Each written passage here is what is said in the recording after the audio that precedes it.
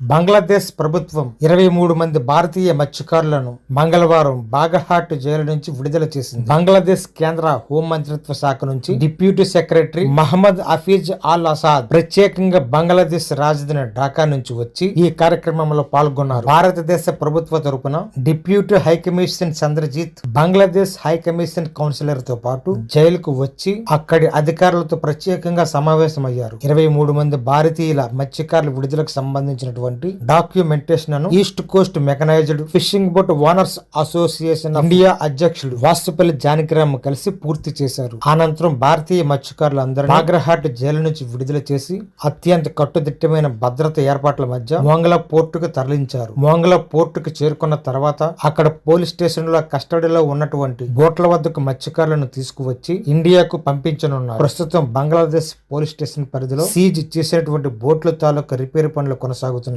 బుధవారం అధికారుల సమక్షంలో భారతదేశానికి మత్స్యకారులు బయలుదేరనున్నారు. మత్స్యకారులు మోంగలా పోర్టుకు చేరుకున్న తర్వాత 9 మంది ఆంధ్రప్రదేశ్ మత్స్యకారుల కుటుంబాలతో జైలు నుంచి విడుదలైన మత్స్యకారులు ఫోన్ తో మాట్లాడి కన్నీటి పర్యంతమై భావోద్వేగానికి గురయ్యారు.